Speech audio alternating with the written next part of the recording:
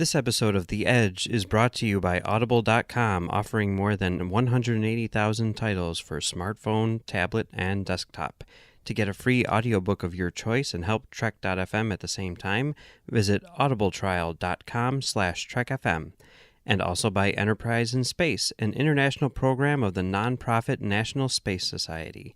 Find out how you can help science and education and become a virtual crew member aboard the NSS Enterprise Orbiter by visiting enterpriseinspace.org. And if you want to join the conversation and share your thoughts on this episode, join the Babel Conference, our listeners group on Facebook. Just type BABEL into the Facebook search field. We look forward to seeing you there.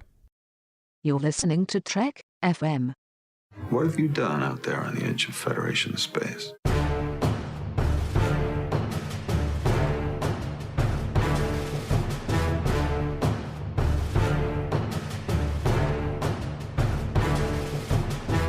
And there we go! We're live!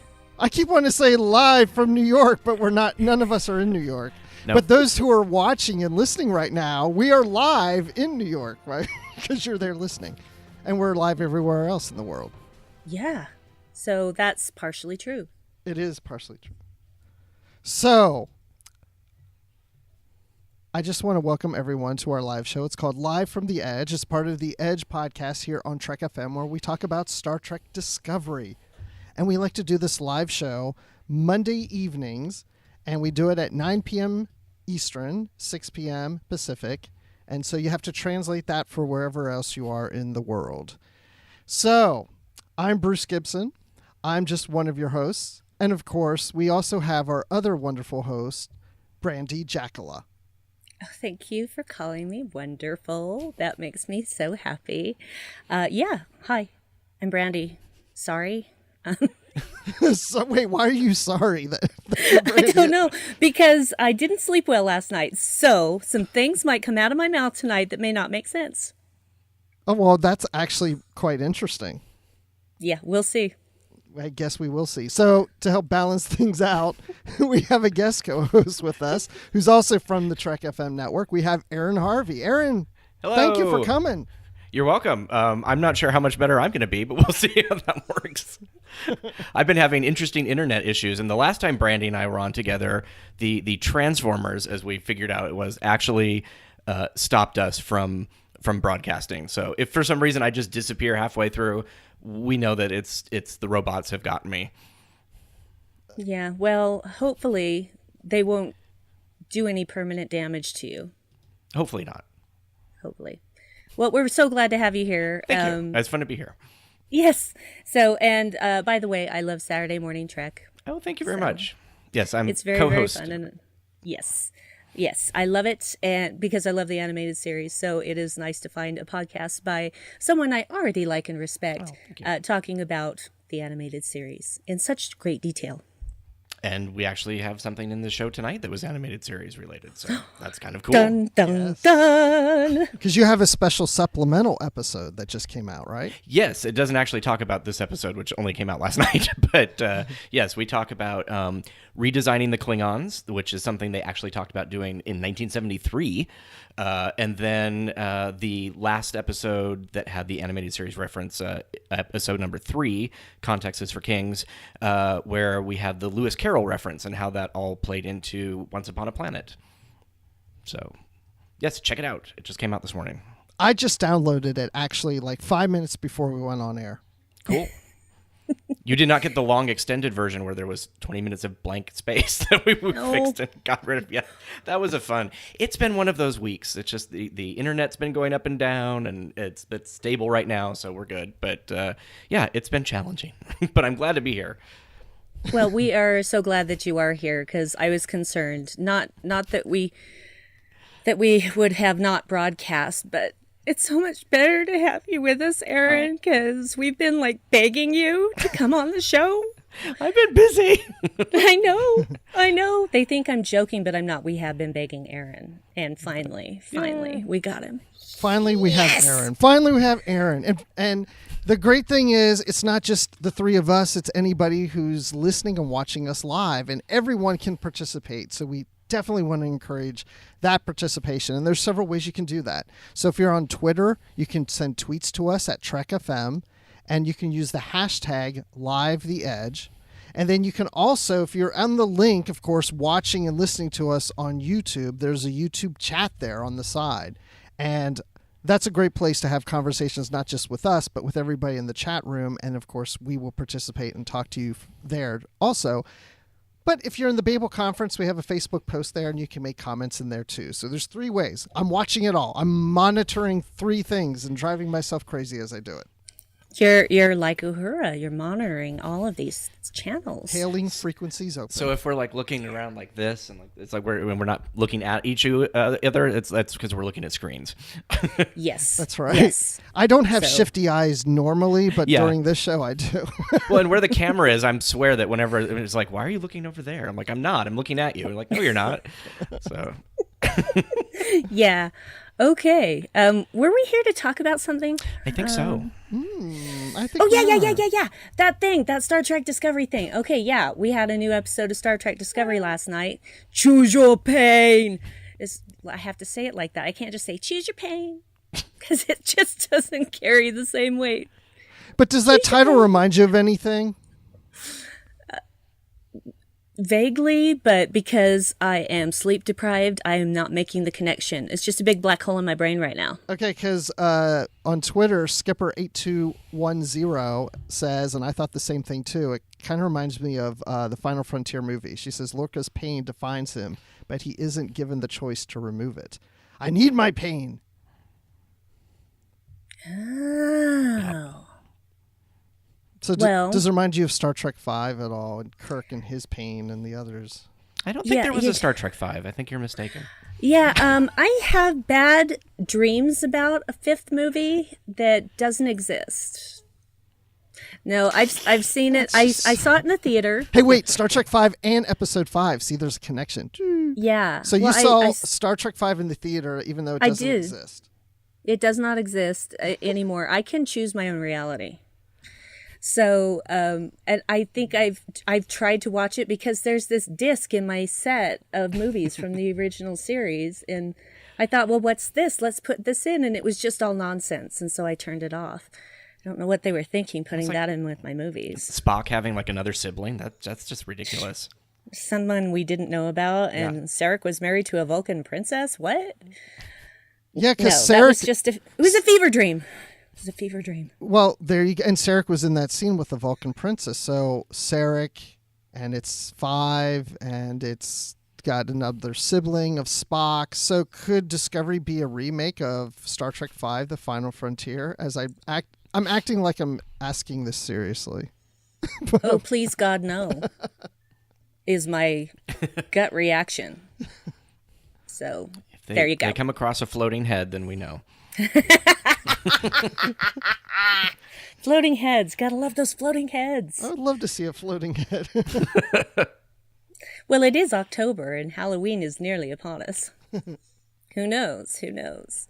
Just watch the beginning of The House on Haunted Hill. You'll see 2 floating heads.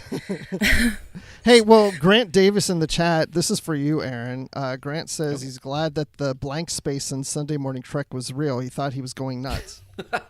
It's you can download a new version now. It is updated and fixed. And no, that was part of the whole crazy internet issue. Is like I hurried to get it done and then drove somewhere to upload it basically, and then realized when I had done that there was a big blank space, and so I'd have to go back and do it. So yeah. Anyway, it's fixed.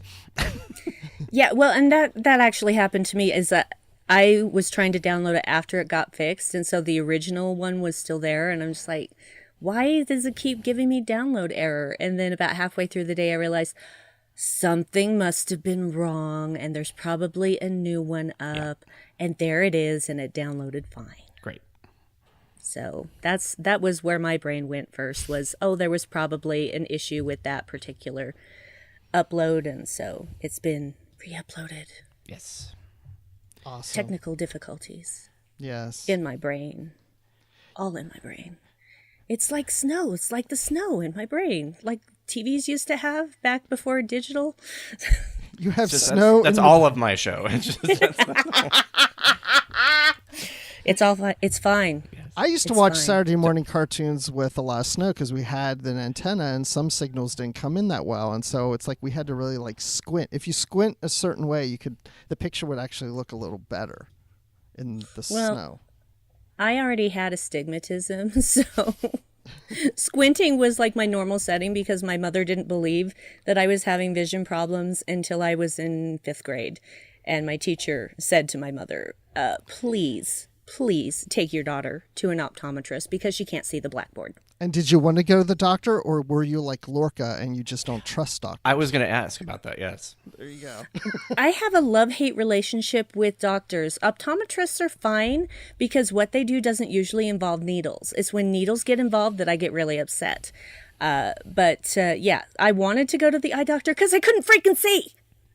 And so, turns out I have really bad astigmatism. And without my glasses or contacts, I'm basically blind. Yay.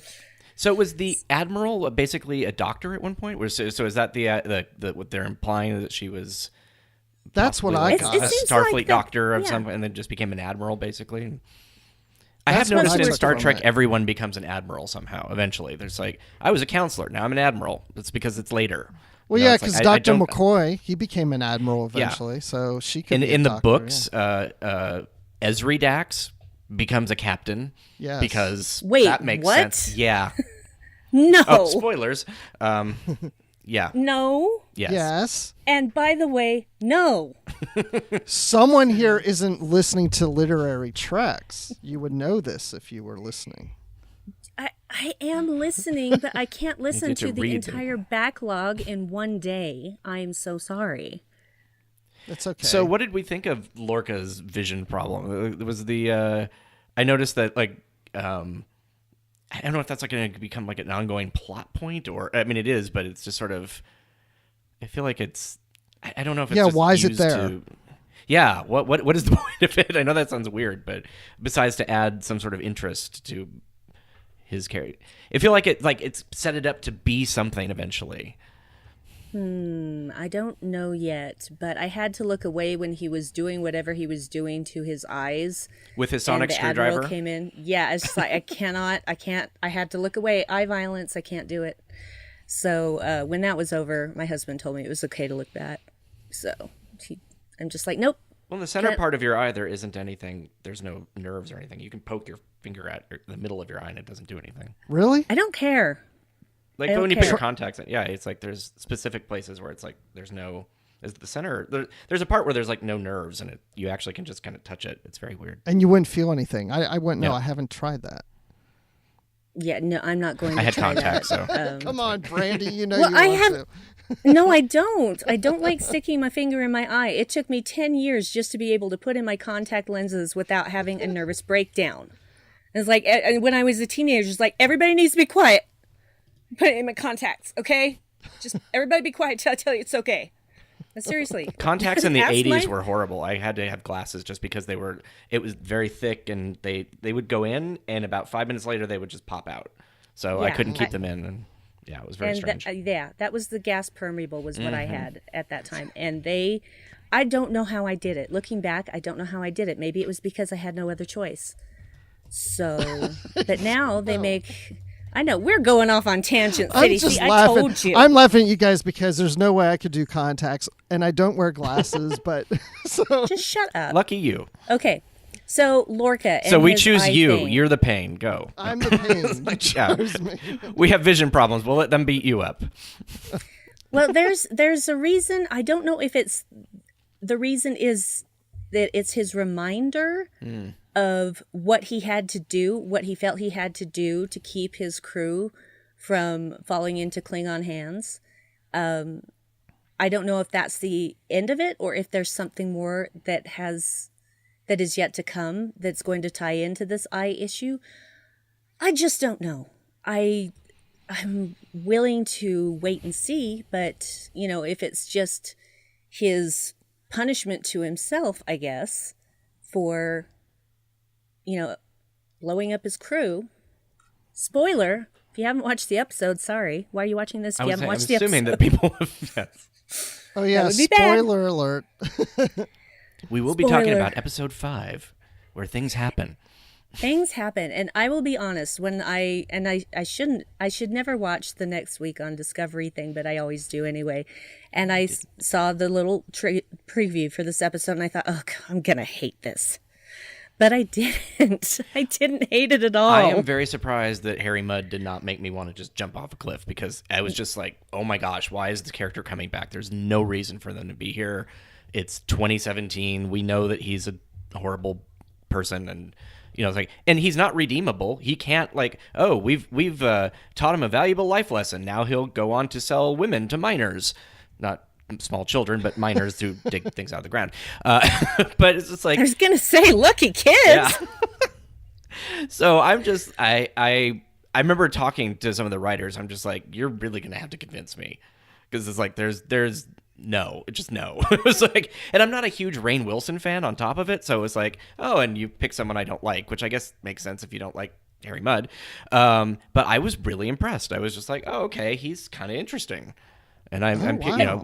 We got a name drop on Stella, yes, which was kind of fun. And he's just that weird, quirky kind of. It's like, okay, I liked his humor, and he was a despicable character, but he was supposed to be. So, well, and I thought he was really, what's the word I'm looking for here? Restrained in his performance in a good way. Yes, he was not over the top. Yeah, exactly. And that so worked. It so worked so much, and the specific way he would just enunciate certain things, and the fact that his little bug pet was an actual bug, and I really enjoyed his performance. And I thought, okay, if we have to have Harry Mudd, I can handle this Harry Mudd. Yeah, I can actually sit through a scene with him and appreciate the character, what he brings to it. Not that he's a good character or a likable character, right, but you can still have an appreciation for him. Yeah. And I can do that now. So I'm not going to be worried about him showing up in future episodes, because, he's going to want to get back at Lorca. Oh, yeah. Big time. Oh, yeah, for sure. For sure. Well, we have Emissary DS9 on Twitter asked the question, when they shined the lights in Lorca's eyes, were there 4 lights? No. There were not, unfortunately. There were 3. And tell us how you know this, Aaron. I took a screenshot, because that's what I do. No, a couple people said, oh no, there was 4 lights. It was great. And I was like, and it was that weird sort of, I shouldn't remember this, but I don't think there were 4. So I went back and I'm like, nope, there were 3. But that would have been a nice call out. It would have been. I think they missed an opportunity then, or did they? Maybe there were 4. Did they want to see? Yeah. Maybe they wanted to see how many people thought were 4 lights. That's a nice little kind of social experiment. Interesting. We've all been experimented on. Yeah, it's not the first That time. makes sense with Lorca, so, Yeah. So, yeah, Lorca, you know what? No matter what happens with this guy, I just still like him. And I can't exactly explain why, except that I just really like Jason Isaacs, or because he's just so good at what he does that I forget it's Jason Isaacs. And when you can make me forget who you are as an actor, you have done your job above and beyond. Yes. So, did anybody think that he had a cold for the first scene? He sounded a little bit like this was talking. I was like, oh, that was odd. And then it was gone. Yeah. I find weird things like that. I'll be watching TNG. I'm like, oh, Gates McFadden needs some honey tea or something, because she's got a little going on, And then you read later that, yes, she was sick or something. I'm like, I knew it. Well, and when you rewatch something, you notice things that you didn't notice the first time. So that's always the way it is. So how many times have you watched this episode? Just curious.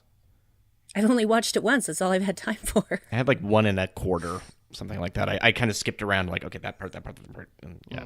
Okay, yeah. I watched it twice. I watched it last night. Excuse me, last night and right before we got on the show. So it's fresh in my mind. Good. Yeah, I didn't have time to do that. However, last night we actually watched the episode on my computer instead of through one of CBS's apps, and there were no freezing issues. That's interesting.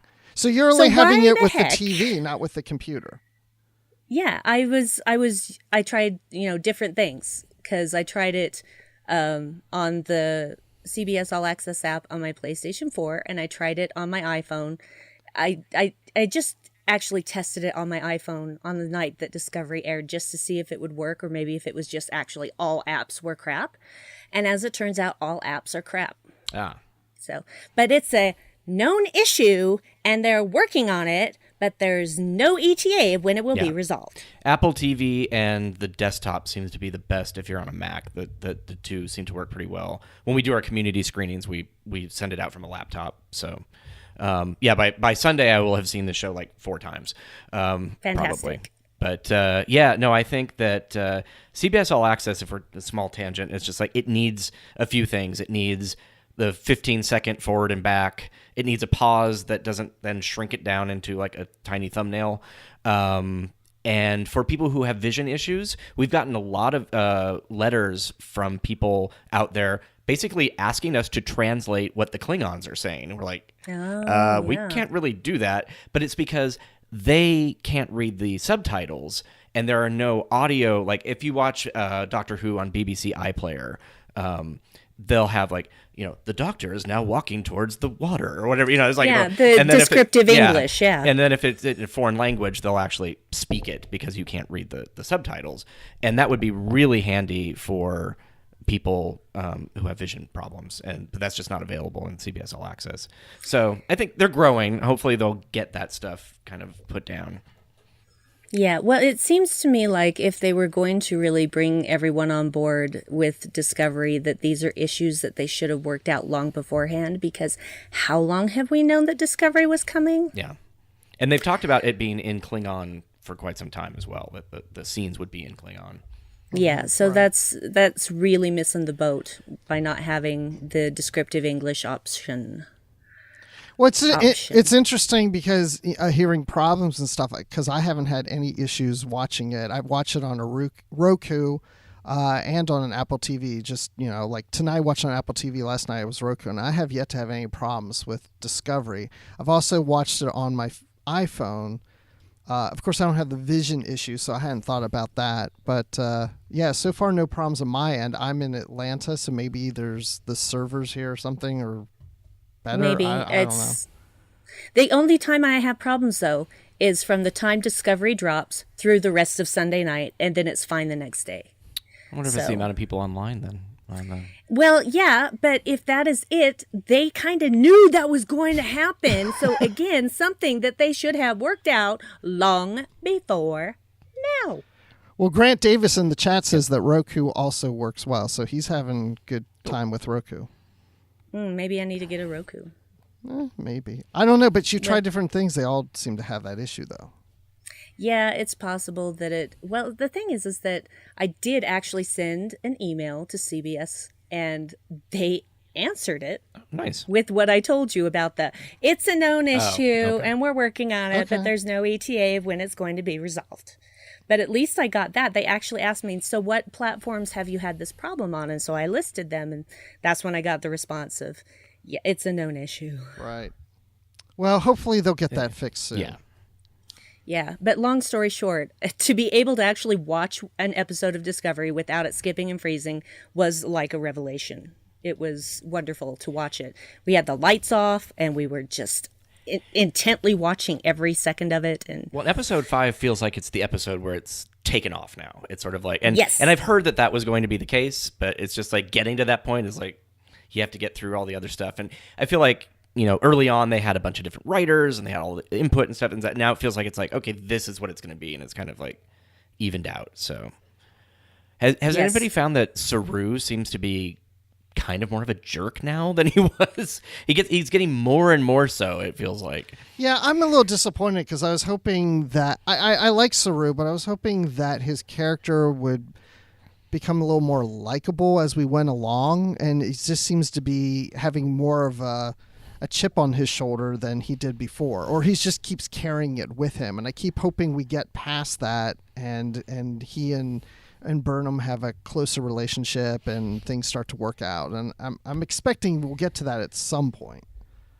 Well, the end of the episode very much intimated as much, because he comes to her after he's confined her to quarters and after Stamets has injected himself with the DNA to make him able to run the spore drive. And he tells her, he talks to her and they have an actual real conversation without slagging each other. And they seem to come to a better understanding of each other. And for once, there was actually some respect coming from Saru that he hadn't shown in a little while.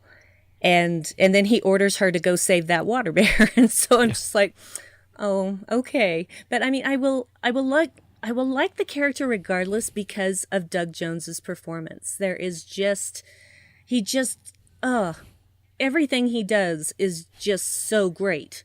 The way he walks, the way he moves his hands, the way he turns his head, everything about him just completely convinces me of, that Saru is real. Yeah, definitely. Yeah, he's got that whole body type. I mean, he's so thin. I mean, Doug Jones even says that it's the first time he's had a part where they don't have to pad his costume, that he just convinced them to stay in as is and make it look thin and makes him more alien, and the way he puts his arm backs and the hoofs, and the way he moves, you'd almost think that they're doing some kind of trick, but it's not. It's him. Well, and he's a genius at that. He's a genius at manipulating his body for a character, and he's done it more times than I can count and in more movies than most people probably know. So hats off to Doug Jones. And it's difficult to see him being mean, but at the same time I'm trying to look at it from the point of view of him having his first temporary command and trying so hard to keep everybody safe and get his captain back at the same time. And that was a lot of pressure on him. Yeah. And I am actually surprised that he did so well, especially coming from this whole, prey versus predator sort of planet. And just being so afraid of everything. Yeah, that he really took charge. It seems like being second in command of a starship on the front lines of a war is not the logical place for this character to be in any form or fashion, or even in a non-war situation. It's just like, we're exploring, what could possibly be a dangerous, unknown variable. Let's bring the guy who's scared of everything. That to me is an interesting choice. I'm curious just to see what brought him to Starfleet and how that happened. I'm sure that will be explored in a book somewhere at some point, or even a backstory in the show itself, because it does not feel like he seems very capable as a scientist. He makes sense to be in a lab somewhere where there's unlikely to be, prey coming after him. So yeah, and that's true, but at the same time, I think that he wants to be more than what he was genetically programmed to be. And so I think that is why he keeps driving himself forward. How data of him. Yeah, it's actually a bit data. Yeah. It's a bit data, but very, very different as far as actual characterization. Right. But I think the motivations are very similar in that respect, because he wants to be something more than than just prey. Yeah, and I feel like he's just trying to prove himself too. So in some ways he might be trying too hard.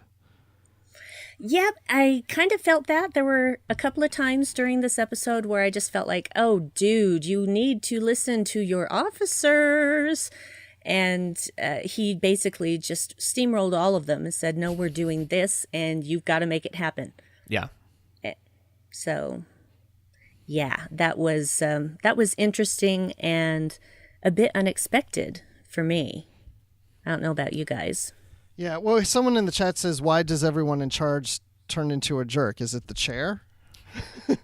I don't know. I sat in that chair in Las Vegas, and I don't think I turned into a jerk.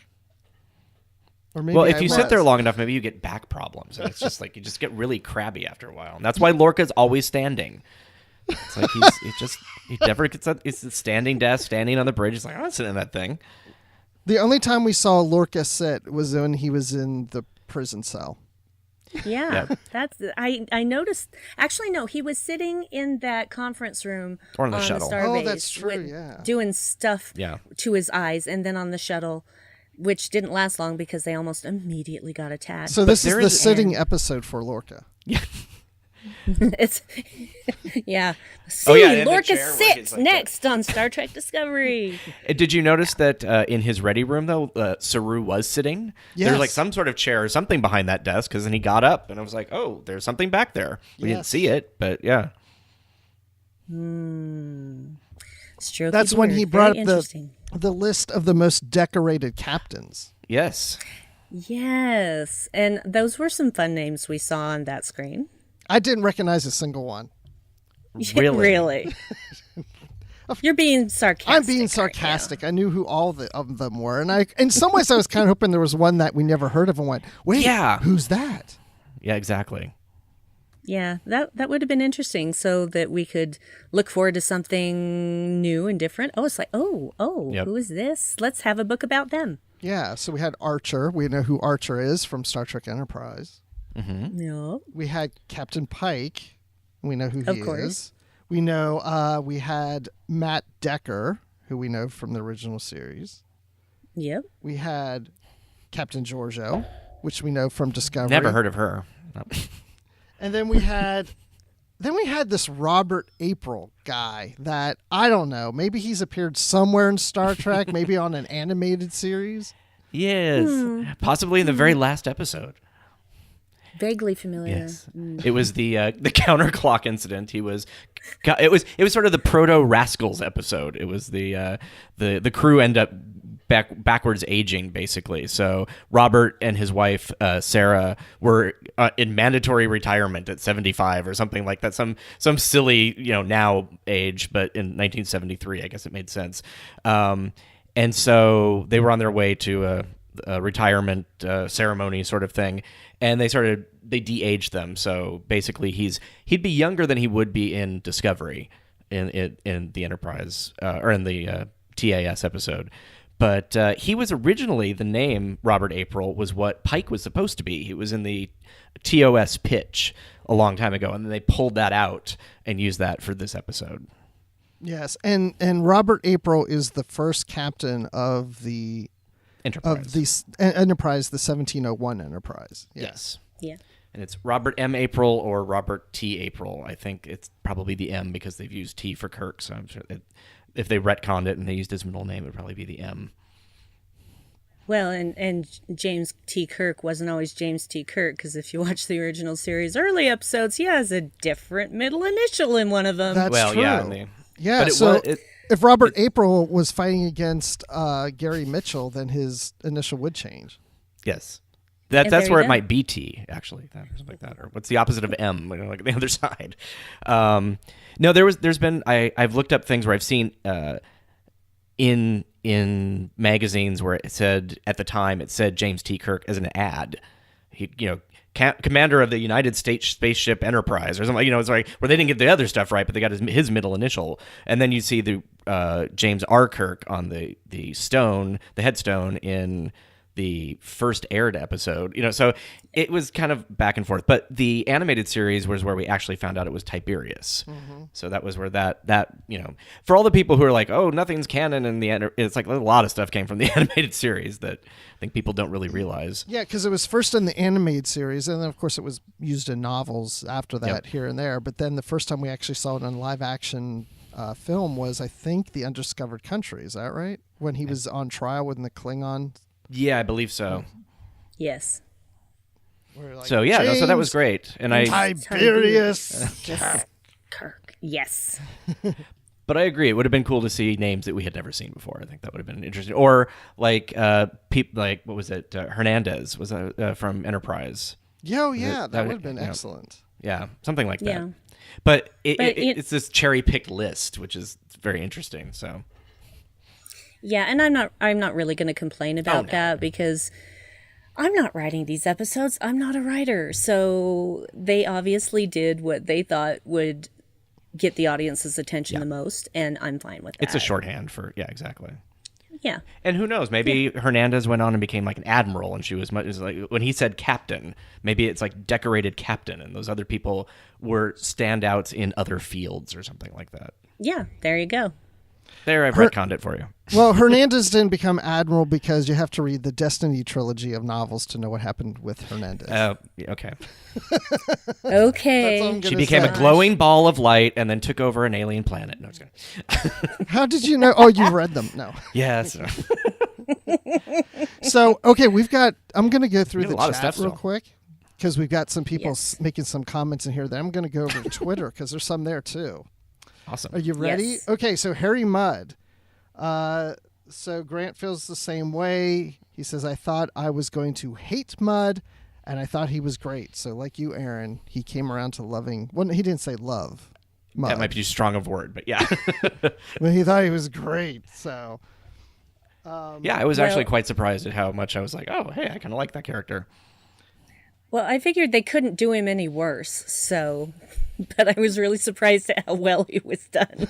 The comment that you made about being understated really, that was what saved it. Yeah. He wasn't just like, I'm overacting. It's like he was great. right. He had almost a sinister edge to him, which I really liked. Yeah. Yeah. You really could see him trying to overplay it, but he didn't. So that was good. Ron says, I could see a proto Roger C there. Obviously, he goes nuts later.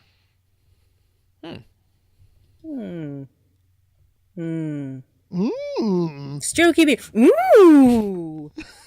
Sorry. So we all just go, Things that make you go, Well, It would have been Todd, interesting. what did you have a comment on that, Aaron? Oh no, I was gonna say it would have been interesting instead of choosing Harry Mudd if they had actually chose who's the one, the Tribbles. Oh, yeah. oh, that annoying guy. Yeah. Well, no, I mean he had less backstory and he hadn't appeared in other things. You could have fleshed him. Cyrano Jones. Yes. He could have been fleshed out and been a very different character because you could have done pretty much anything with him because all we know is that I sold you Tribbles. Goodbye. And that's all that would ever happen with him. So. Yeah, we're watching the episode, and my daughter was watching with my wife and I, and when Harry Mudd shows up, my wife says, that's the guy who sold the Tribbles. I was like, no, pink it's not. No. And she's like, what? I'm like, I'm not going to explain it now. I'm trying to listen to the episode. I'll explain it later. And I was surprised at the very end of the episode, she goes, oh, it wasn't Harry Mudd. It was that other guy that did the Tribbles. I'm like, thank you. Yeah. But they are getting kind of similar. They're swindlers, Yeah. Fast talking. Yeah. I think as a child, I probably melded them together in my head as like one person. Yeah, and that would make sense because they were both just on the make. Yeah. Trying to unload something. Similar body So- types, the way they dressed them had that sort of, flamboyant, like carpets and stuff thrown on them, like random tassels and all sorts of stuff. So, Okay. So there's things that I want to talk about. yes. So That's why we're here. Does anyone feel that Lorca's escape was too easy? Yeah. Yeah. And that ties into, I bet, where you're going with another thing. Yes, because there is a theory floating around, and I can't swing a dead cat without hitting it. I would never swing a dead cat. That would be terrible. But that's a live cat. Nice. That was good. That Ash is actually Voke in disguise, having been given the retrovirus to give him the smooth forehead and it's etc. And that he's a plant.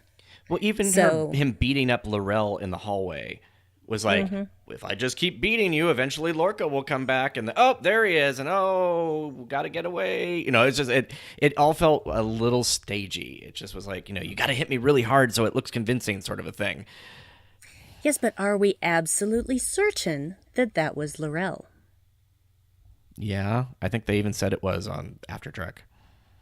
Oh, did they? Okay, I then. thought so. I didn't watch After Trek. Neither did I, but somebody had asked that same question, and they said, no, they said blah, blah, blah. I'm like, so... Yeah, I wasn't 100% sure if it was her or not, but I thought it probably was. I don't think they would have spent so much time with at the end when she got phasered and all that stuff, if it wasn't her. Yeah, but when she was fighting with Tyler, my wife said, "Don't Klingons fight as foreplay?" She goes, "Is that what's going on here?" That's exactly the same thing that I thought is like, oh, she's getting into it now. Because how many broken bones did Jadzia Dax end up having during her courtship with Worf? Yeah. So, yeah. But that actually, it hadn't occurred to me that Ash would be Vogue. And I suppose that it's possible. I just don't know what to believe. I don't trust that guy as far as I can throw him, though, because I felt like it was way too easy. In fact, just totally borrowing from another series, they're tracking us. It's the only possible explanation for the ease of our escape.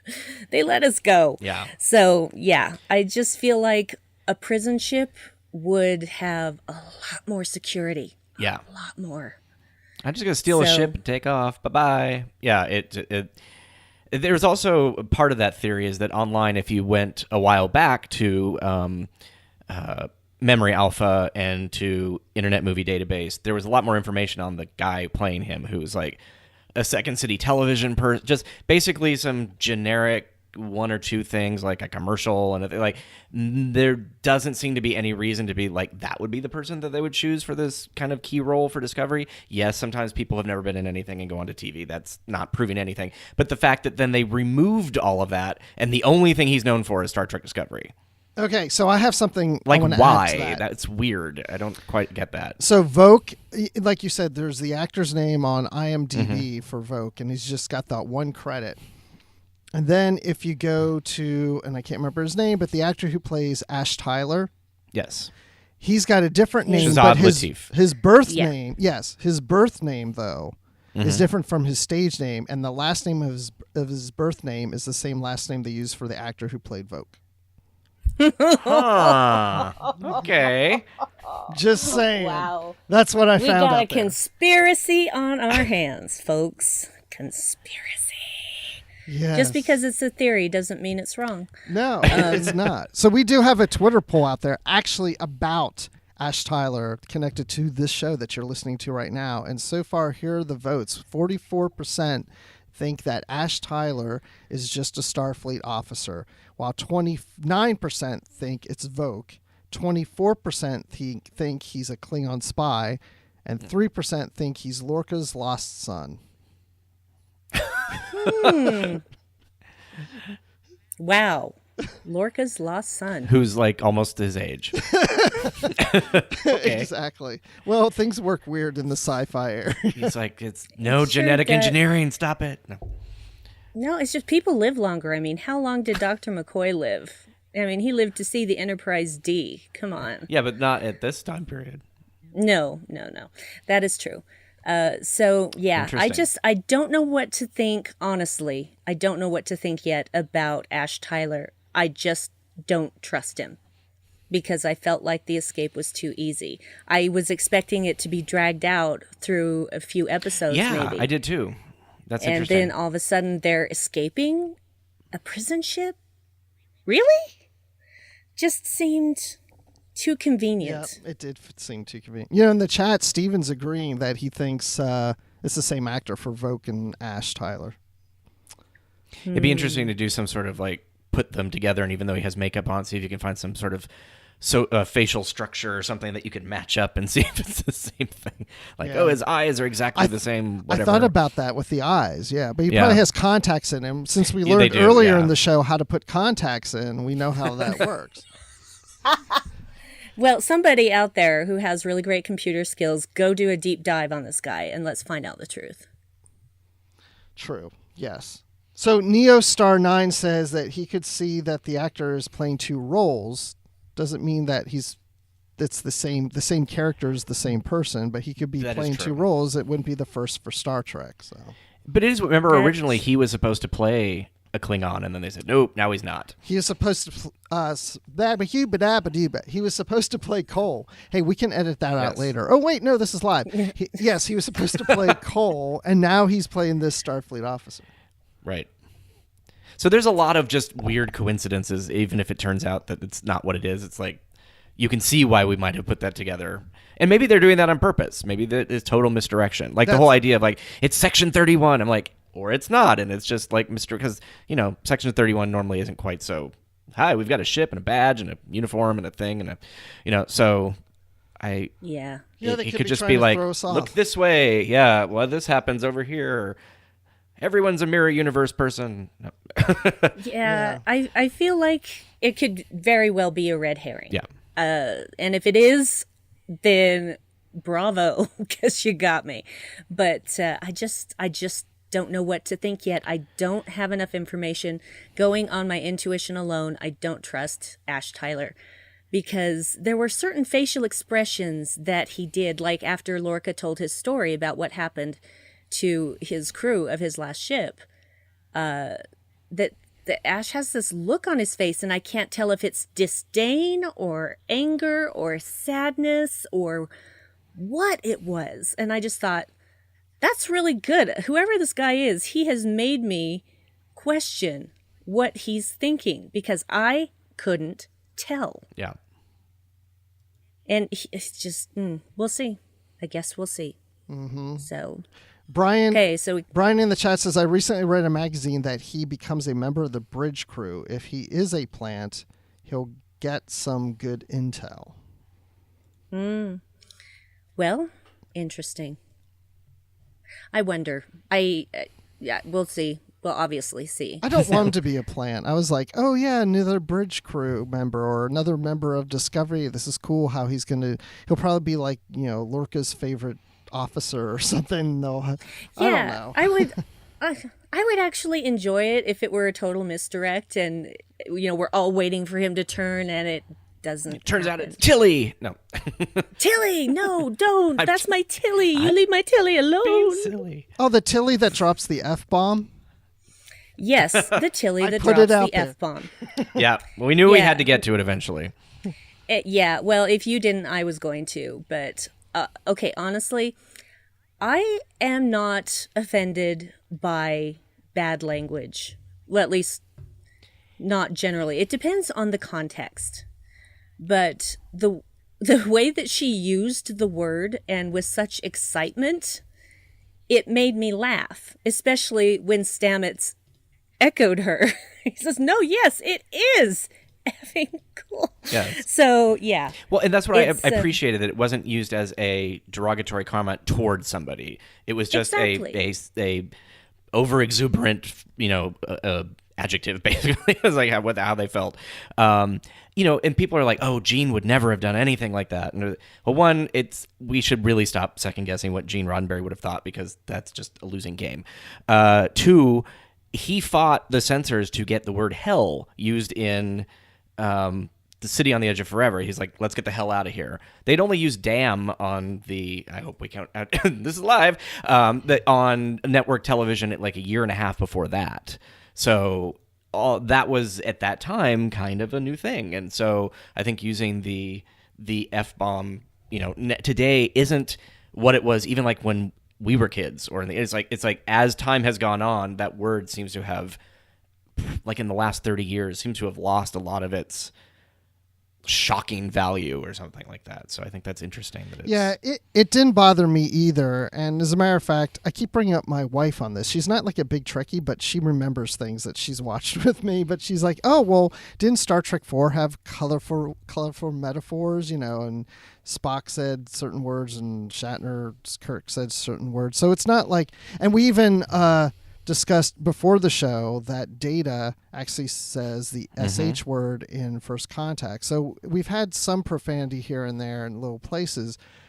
The only thing that would bother me, it's not that I don't mind if those words are used occasionally like we've heard in Discovery so far, but talking about Star Trek 4, they do imply as if at this time people don't use colorful metaphors like that. So to hear this crew saying SH, because Tyler says the SH word earlier in the episode, and then we hear the F-bomb.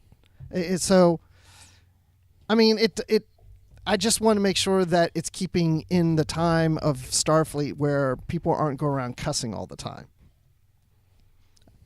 Well, I don't think people go around cussing all the time, but Tilly says whatever she thinks. Well, and I love the reaction to Tilly. It's almost like, what did you just say? Yeah, it was this look of, I'm sorry, what now? Right. So, and I thought it was actually in Generations that Data said that. Was it Generations? I don't know. I'm 99.9% sure it was Generations, because When the ship was about to crash or something? Yes. it crashed into the yeah. planet. Yeah. That's it. Yeah. Yeah. So That's true. Yeah. Good call. See, you corrected me. I'm glad you did that. You're a true Trekkie. I thought you were always right. I am. I was just testing you. Oh, okay. Well, I passed the test. Woo! Yay me! Yay me! Yay me! Okay, so yeah.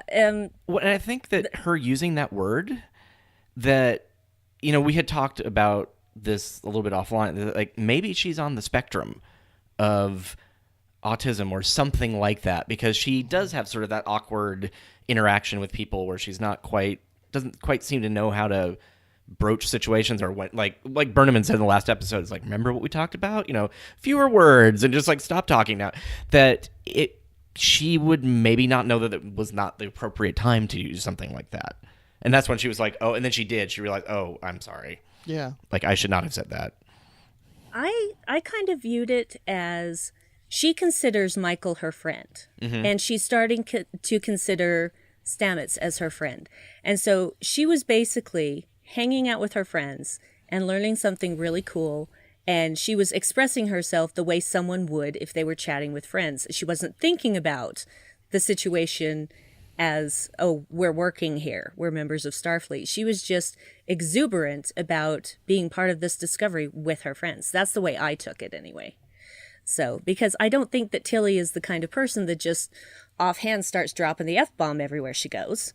So that's the way I look at it. Well, and the argument of, well, we never heard that in other Star Trek series. Well, in life, I've worked at different places where I've worked in departments where people were cussing like sailors, and then I moved to another company or another department, and no one said anything like that. You know, it just depends the group you're with. So you can have one group of Starfleet officers that could feel comfortable saying, not that I'm saying Discovery is going around, cussing all the time, but, just because you don't hear it from one crew doesn't mean you're not going to hear it from another.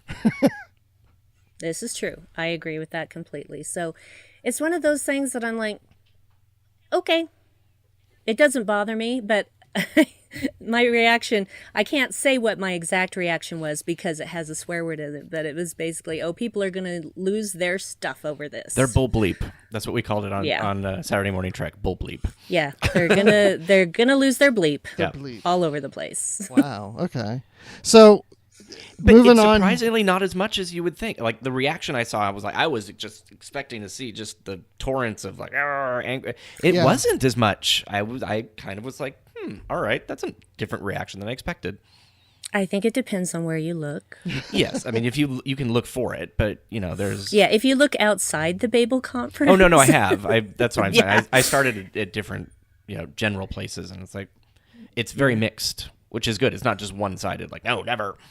So Yeah, and it's a discussion. it's also interesting that it's a lot of like, yeah, they could have used another word, which they could have. I mean, very easily that could have been whatever. It's like, but I'm more worried about why their uniforms aren't orange or what like it's like some. It's like, sure, this swearing is thing, but the fact that you've messed up this one tiny little detail that I'm obsessing about is much, much worse. So I think people choose what they want to concentrate on, and apparently swearing is not that thing right now. Well, speaking of uniforms, we did have a tweet that somebody had a question about the uniforms. I know, Harvey, Aaron Harvey, you are an expert on the uniforms as far as I'm concerned. So, oh, okay, great. What is the question? Hobach R says, talking of admirals, have you noticed how there only seems to be one admiral rank, or am I missing the pips? Oh, yeah, Have we they do seen seem to enough just admirals? I don't know if we've seen enough admirals. I want to say that it has something to do with the amount of leaves on the thing. I feel like when we saw one before, it had fewer leaves on the laurels going around the circle, but I'd have to go look. But it does feel like it's just the same thing. And everybody had, like, the captains have the yellow striping on the shoulder, and then admirals have it continue on down the shoulder to the half point. So They're the ones with the most gold braiding on the top of their uniform. Gold pressed platinum uniforms. Yes.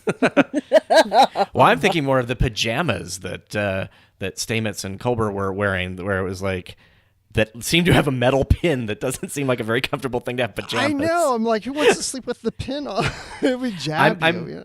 I'm thinking that it's a futuristic material that looks like metal, but it's like, kind of like foam, or like, it's just something that bends really easily, and it just looks really metallic. Why you need that while you're sleeping, I don't know. Right. Why do we need insignia when we're sleeping? And why the pillows, too? The pillows have Discovery or something on it, too. Everything has that. That was the one thing that we commented on early on. It's like, you will never mistake something for not being Starfleet, because it's just like when she does the thing with Filippo Georgiou for her, what is it? The Last Will and Testament. Like the finger buttons that she scans, the button on the top. I think we counted 7 to 9 different deltas on that one case. Oh, wow. It's excessive. And the way they're on the phaser, it's just too much. It is a little too much. I agree with you on that. I don't know why they feel like they have to put that branding on everything, it seems. But. Exactly. Yeah. That's the exact word I was going to use, is they're just over exuberant in their branding. Yeah.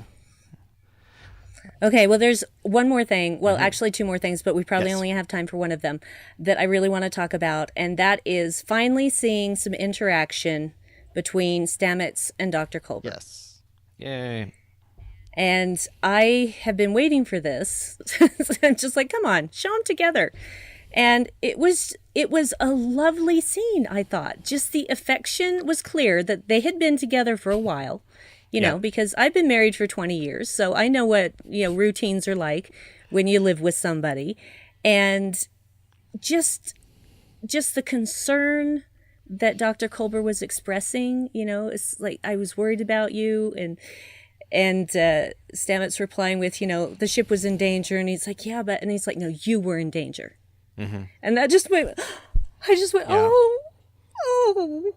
Oh, that was just so perfect. And that scene could only work in the future, because if they had toothpaste in their mouth, they would not be able to talk as clearly as they did in this episode. Yeah, obviously. And they obviously still have electric toothbrushes. I love the You can buy those. Because Nice. people have asked, so I typed in futuristic sonic toothbrush, and it was literally the first thing that came up. It was like, I'm like, oh, that's it. Well, that was easy. The future today. Yes. So I really loved that scene, and I loved the very obvious affection between the two of them that they don't always express when they're on duty, because they're on duty, duty. And I just really enjoyed that scene, but I just felt like something was off with Stamets, and that final scene really kind of proved that to me. Yeah, well, Yes, did you, Geek Time World tweeted, many hints at Mir episode. How far in the season do you think you guys think this might happen? Are we getting a glimpse of the Mir universe, you think? Or what do you think's going on?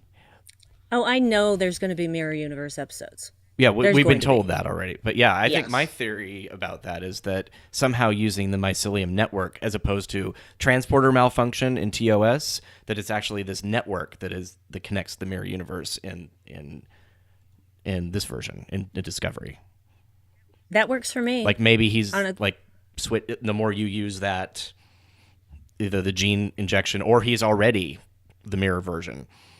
Yeah, we won't know, because if you start to think about all of the different realities, it starts to make your brain hurt. Mm-hmm. So, when they just say mirror universe, I'm like, there's not just one. Yeah, that's what I'm hoping. It's like that we don't see the same mirror universe. We see a version. Yes. Yeah. I don't want to see the same mirror universe because there was the 2 mirror universe episodes in the original series, and honestly, I did not like the mirror episodes in Deep Space Nine. They just did not work for me. There were too many of them. I'm like, I don't care about these other people. Well, and they wouldn't, in the by that other time, universe. that the people would not have come together to make those people. Eventually, Yes. over time, things would have drifted so much that you would never have gotten a Picard. You never would have gotten so you have to suspend that disbelief on top of it. So that I always believed that those were just variant of the mirror universe. In fact, in one, they had like a cloaking device, and another one, it seemed like they have never heard of it. So I'm like, oh, maybe these literally are 2 different mirror universes. But Yeah, and that's fine, but it depends on how they do it. It really depends on how they do it, and I guess we'll see. Well, obviously, I don't guess we'll see. I know we'll see. So I hope. I am intrigued by what they are going to do with it, although I'm not really sure I want any more Mirror Universe. However, well, with we're getting the quantum physics that they were working with the spore drive, it would actually make sense. Yes, that is true. And I love at the end the effect, like I guess they have a digital mirror in the bathroom as well, because it felt like it's like, oh, the mirror buffered, because you're getting like the delay of what happened, but that made it so creepy. I know, it was so just creepy. Like I'm smiling in the mirror because I had just done that just a second ago, but it made sense then, and then I walked away. But you didn't get the reflection of Hugh in there. It was just like, Yeah. Yes, so I'm intrigued by that, but I think we're going to have to wait to see how that pans out. I think there's going to be more, do I want to say deterioration with Stamets? I guess we'll see. Keep saying that, but I feel like he's going to go off the rails a little more. Mm-hmm. He seems to be fine, and I don't think he's fine. And so I am looking forward to seeing what happens with that, because I have come to really like Stamets, and it's not the kind of character I usually like, but I care what happens to him. They've made me care what happens to him, so I'm ready. I'm waiting. Give it to me. Give it to me, Trek. Well, you get your chance next week. We get more Trek. yes. Woohoo! So I tried to do that softly so that I wouldn't make my mic peak. You did a good job really with good that. And the audience just jump away from their headphones. Yeah, I'm unfortunately really good at making my mic peak no matter how far I turn it down. But anyway, so we are over an hour. So let's go into our final thoughts, and I'll do my reading that I do, and gosh, we could go on for another hour. I feel like we have so much to talk about. This was a good dense episode that has I feel like we'll stop and then we forgot to talk about X, Y, and Z.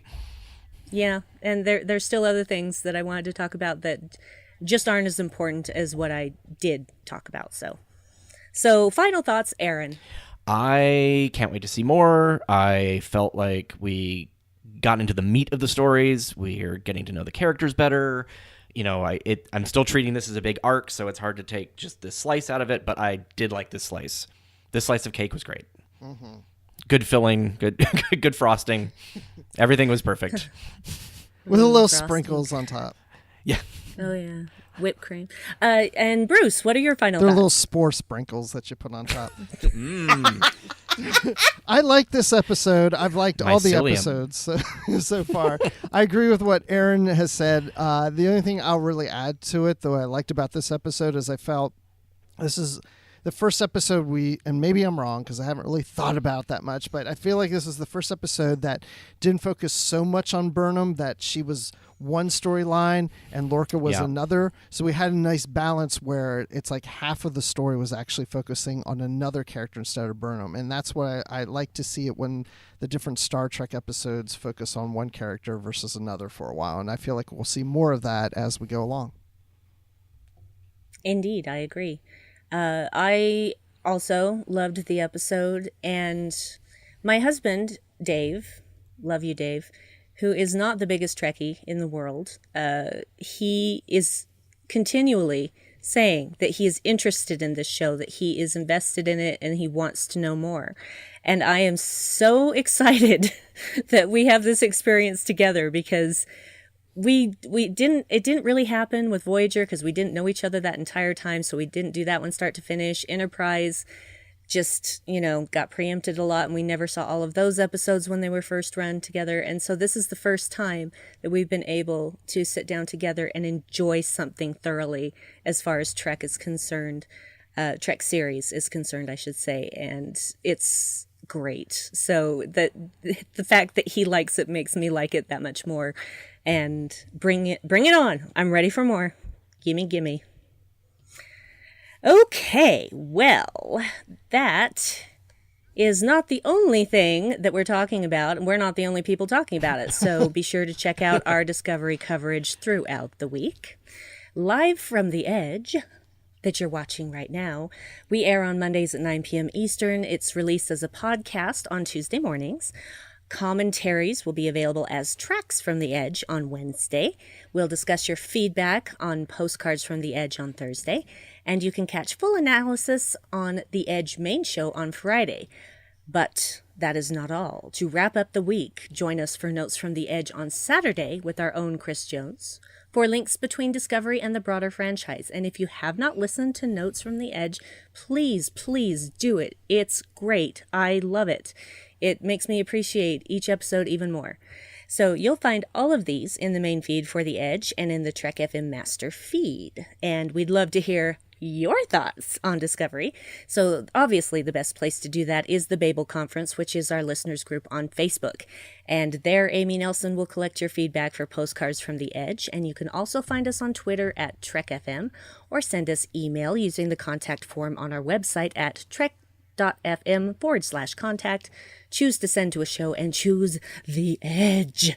And we'd also like to thank our associate producers, Norman C. Lau, Tony Robinson, Thomas Paleo, Lisa Slack, Shoab Mirza, and a brand new associate producer, Richard Rutledge. Thank you so much, Richard, for joining the AP team. Woo-hoo. And if you'd like to help us keep all of our shows going and even become an AP like Richard, then visit patreon.com/TrekFM for all the details. I'm done now. You're done. Well, I guess that's the end of the show. Yeah, that's my spiel. My spiel. So, Aaron, where can people find you online?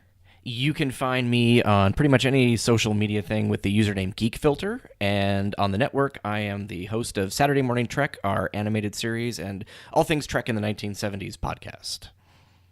Yay, that's where the snow comes in that you watch on TV, the snow. Yes. And if at the end of this last supplementary episode, we actually are adjusting rabbit ears to get Discovery, which makes no sense, but it's fun. Brandi, Nice. People want to find you online. Where can they do that? Well, you can always find me lurking in the Babel Conference on Facebook, and I am BrandyWine12 on Twitter, and that's Brandi with an I, W-I-N-E, 12. Also, I have a podcast with my dear husband Dave called The Insight. No, that's the old name. The Dark Corner Podcast. Dave's going to kill me when he hears this. The Dark Corner Podcast, and we look at basically whatever we want to, but mostly we filter pop culture through a darker sort of lens. Our most recent episode actually has a live show that we did. My husband and I have a 2-person improv team called Brave and Dandy, and we recorded our show that we did. We were the headliners that night, and so it's a really fun listen. So go over to strangeanddeadly.com and get your Dark Corner podcast today. But there is swearing. Ooh. So, Bruce, where can people find you? Well, you can, I swear, you can find me online on Twitter at Admiral_Rex, and you can find me here on Trek FM on Literary Treks with Dan Gunther, where we talk about the Star Trek books and comics. And you can find me talking about Star Wars on the Star Wars Report at StarWarsReport.com. And, of course, I'm in the Babel Conference, too. Yay. We live there. We do. I spend so much time in there. I really do. So, Aaron, thank you so much for finally giving in to our begging and joining us tonight. I had a lot of fun. Thank you very much. I appreciate it. See, we knew you would love it. It's our pleasure. It's nice to be sort of just like, and it's done. There's and no it's worry done. about it. And It's like improv. It is. It's so zen. You do it, it's out there, and, just move on and look towards the next. Yes. So we hope we can have you Yes, again. and. I hope so. Yes, and. Yes, and. Yes, and. First rule of improv. Yes, We love and. improv here. We do. We really, really do. And if you want to see Brandi on stage doing improv, where can we see that? No. You don't see me. It's an audio recording only. If you want, Eventually, you may be able to see me. I'm actually taking improv classes. So. yay. Great. That's fantastic. I love improv. Actually, you can see me do improv in November, all you got to do is tweet me if you're in the Atlanta area, and I'll let you know. Sweet. So I guess that's Nice. it, right? Yes, Live, I long, think and that does prosper. it. That's our ending. Live long and prosper. Yep.